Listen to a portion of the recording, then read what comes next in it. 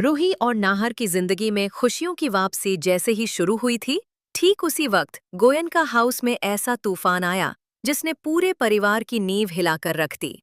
जी हाँ, दोस्तों, दंगल टीवी के सीरियल मनसुंदर की कहानी इस समय एक बेहद चौंकाने वाले मोड़ पर पहुंच चुकी है।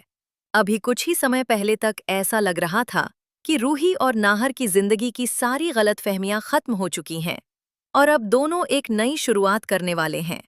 पूरे परिवार के सामने दोनों का रिश्ता दोबारा मजबूत हुआ था और घर में लंबे समय बाद खुशियों का माहौल बना था। लेकिन शायद किस्मत को ये मंजूर नहीं था, क्योंकि खुशियों के इस माहौल के बीच अचानक ऐसी शख्सियत की एंट्री हो जाती है जो पूरे घर का सुकून छीन लेती है।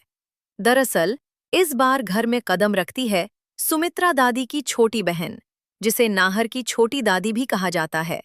उनकी एंट्री किसी साधारण रिश्तेदार की तरह नहीं, बल्कि एक ऐसे तूफान की तरह होती है जो आते ही सब कुछ तहस-नहस कर देता है। बिना किसी सूचना के वो सीधे गोयनका हाउस में पहुंच जाती हैं। जैसे ही वो घर के अंदर आती हैं, उनका रवैया देखकर सभी लोग हैरान रह जाते हैं।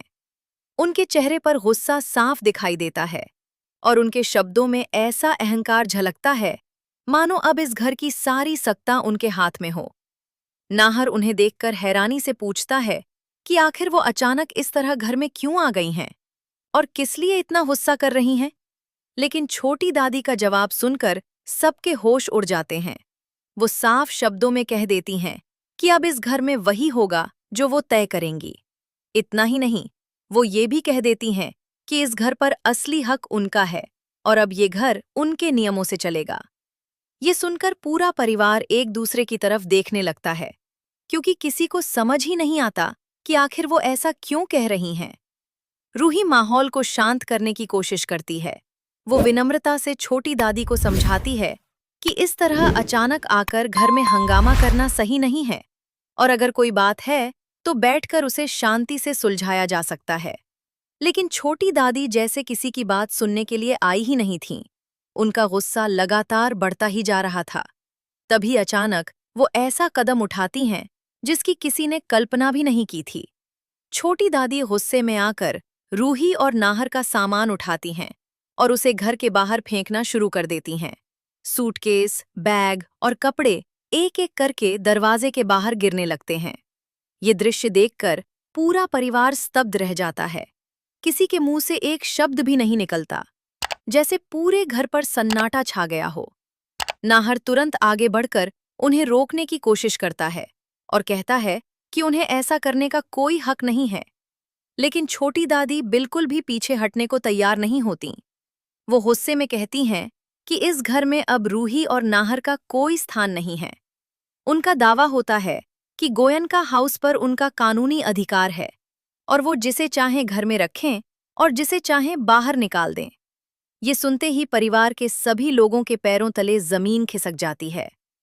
जिस घर को उन्होंने हमेशा अपना समझा, उसी घर से उन्हें इस तरह बेदखल किया जा रहा था। घर के बाहर अब रूही और नाहर का सारा सामान बिखरा हुआ पड़ा था। परिवार के बाकी सदस्य भी असहाय होकर ये सब देख रहे थे। नाहर की दादी की आंखों में आंसू आ जाते हैं। उन्हें विश्वास ही नहीं हो रहा था कि उनकी अपनी बहन एक दिन इस तरह पूरे परिवार को घर से निकाल देगी। वो बार-बार छोटी दादी को समझाने की कोशिश करती हैं, लेकिन उनके दिल में जरा भी नरमी नहीं दिखाई देती। नाहर का गुस्सा अब धीरे-धीरे फूटने वाला होता है। उसकी आंखों में गुस्सा साफ दिखाई देता है और वो छोटी दादी से सवाल करने लगता है कि आखिर उन्होंने ये फैसला किस अधिकार से लिया है। लेकिन उसी समय रूही उसे शांत रहने का इशारा करती है। रूही समझ जाती है कि इस वक्त अगर नाहर ने गुस्से में कोई कदम उठा लिया तो स्थिति और भी ज्यादा बिगड़ सकती है। रूही खुद को संभालते हुए पूरे परिवार को हिम्मत देती है। वो कहती है कि मुश्किल वक्त हमेशा स्थायी नहीं होता और हर समस्या का कोई न कोई समाधान जरूर निकलता है। रूही के शब्दों में विश्वास और साहस झलक रहा होता है। वो जानती है कि अगर अभी परिवार टूट गया तो छोटी दादी की जीत हो जाएगी।